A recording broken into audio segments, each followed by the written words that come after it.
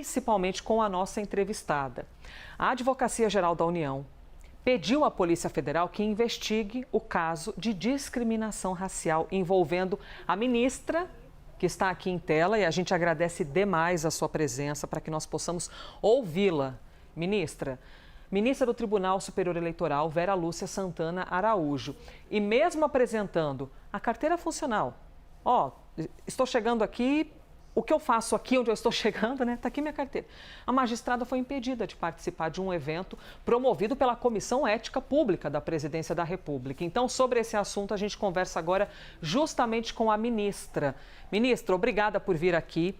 Eu sei que não é uma condição acompanhada de prazer, porque o ideal seria que nós falássemos sobre coisas propositivas, né? Para o Brasil, para a nossa gente. E nós estamos aqui falando sobre um caso, mas a gente não pode silenciar esses casos. Ministra, bem-vinda. Muito obrigada, bom dia. Muito grata mesmo por esse espaço, para esse diálogo sofrido, mas rigorosamente necessário.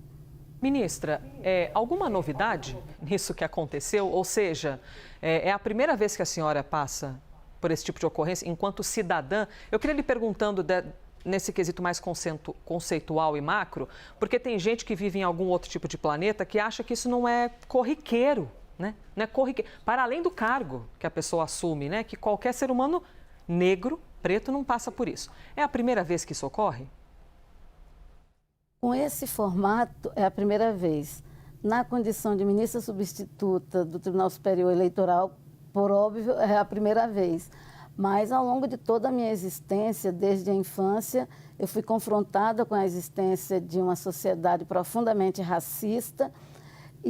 Mas a verdade é que, a cada situação, a cada ocorrência, você tem a impressão de que é a primeira vez que acontece, porque a dor é a mesma e, com o tempo, talvez ela fique maior, porque você acaba por recuperar experiências igualmente doídas, preconceituosas anteriores.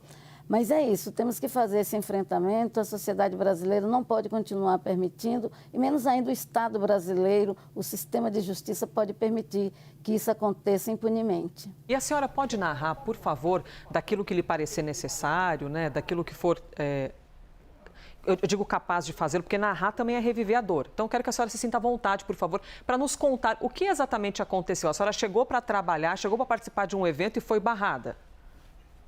Então, foi a segunda vez que a Comissão de Ética Pública da Presidência da República me convidou para participar do seu seminário. Da primeira vez não tive nenhuma espécie de dificuldade, foi num outro auditório de um outro órgão público. Então, é importante assentar que os atos racistas praticados foram por empregados terceirizados da gestão condominial, predial, de onde fica aquele auditório.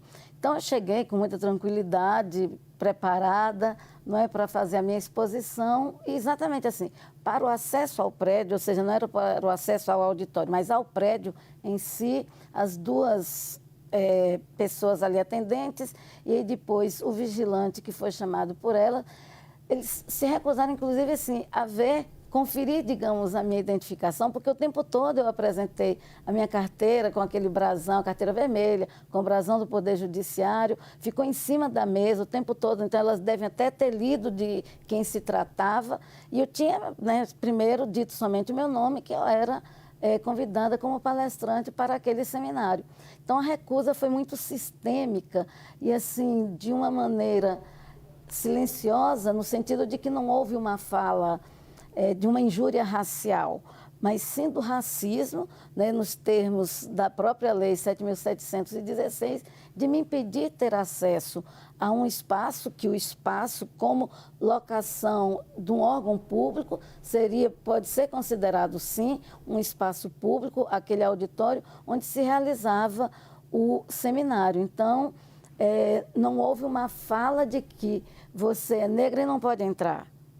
Houve um conjunto de atos que impediram uma pessoa negra, exclusivamente por esta condição, de ter acesso ao espaço ao qual eu fui convidada. Basília Rodrigues. Ministra, muito obrigada. Para nós é uma honra ter a senhora aqui presencialmente nos estúdios da CNN em Brasília. É lamentável que o negro ganhe holofotes, atenção da imprensa somente quando está na condição de vítima ou de vilão da notícia. Então, eu gostaria muito que a senhora estivesse aqui para falar sobre justiça eleitoral e tantos anos que a senhora já percorreu na sua carreira jurídica. Mas peço, né, atenção aqui à pauta e que fale sobre a presença da pessoa negra no meio judiciário. Não há muitos magistrados, não há muitos jornalistas que cobrem judiciário que sejam negros. A senhora acha que, neste conjunto de atos racistas, os funcionários desse auditório duvidaram que a senhora fosse uma ministra? Olha, indiscutivelmente, a gente tem um país excludente, não é, a partir do recorte racial, e isso se reproduz e se manifesta e se verifica em todas as vertentes, em todas as carreiras, e o Poder Judiciário, o sistema de justiça, não foge a essa regra. Então, assim, naquele momento, eram pessoas terceirizadas, contratadas pelo prédio. Por exemplo, eu cheguei aqui, me apresentei sem nenhuma espécie de dificuldade e entrei direto para aqui os estúdios de vocês.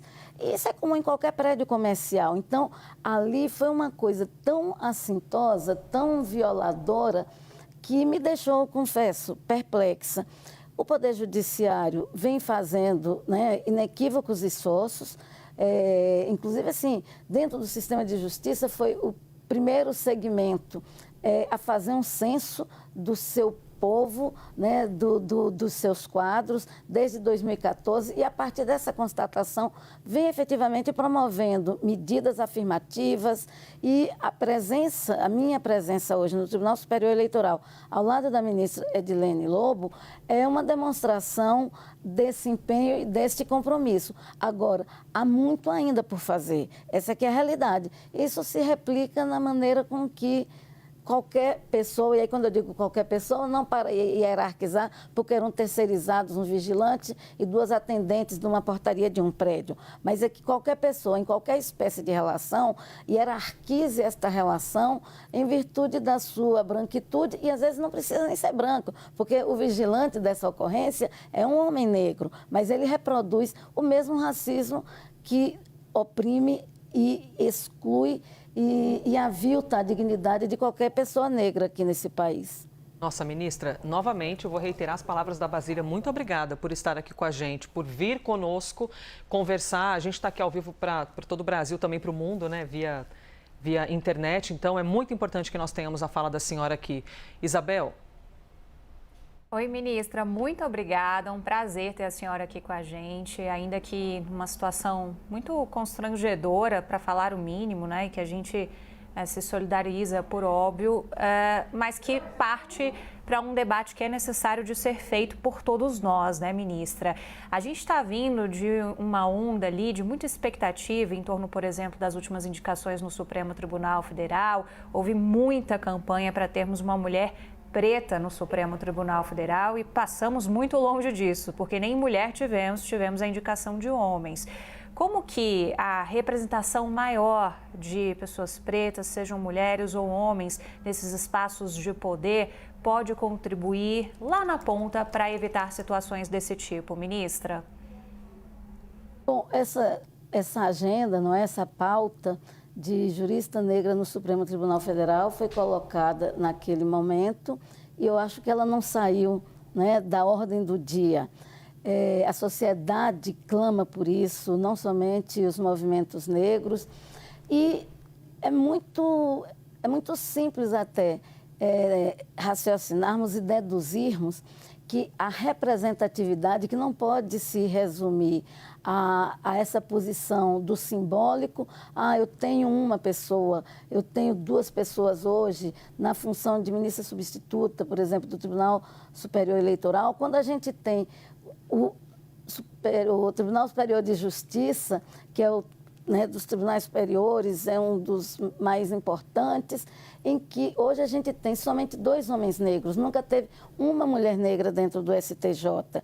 O Tribunal Superior do Trabalho, ou seja, um país que se faz à custa do trabalho escravo, o Tribunal Superior do Trabalho até hoje teve somente um ministro negro.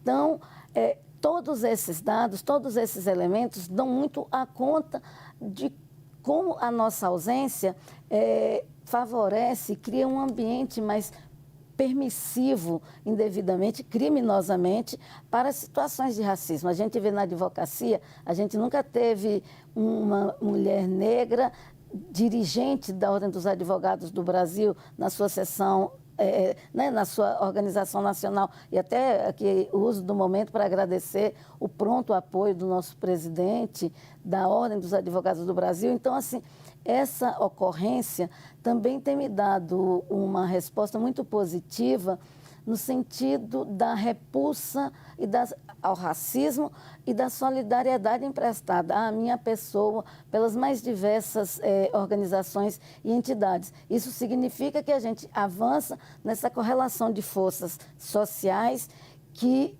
não aceitam mais que a prática do racismo aconteça e, menos ainda, que em acontecendo, que fique impune. Conversamos aqui com a ministra substituta do TSE, Vera Lúcia Santana. Obrigada pela presença e fica aqui o convite para que nós possamos falar mais para frente de demais assuntos envolvendo os olhares para a nossa sociedade plural e a maneira como a justiça brasileira tem agido e seguirá agindo. Ministra, muito obrigada. Obrigada.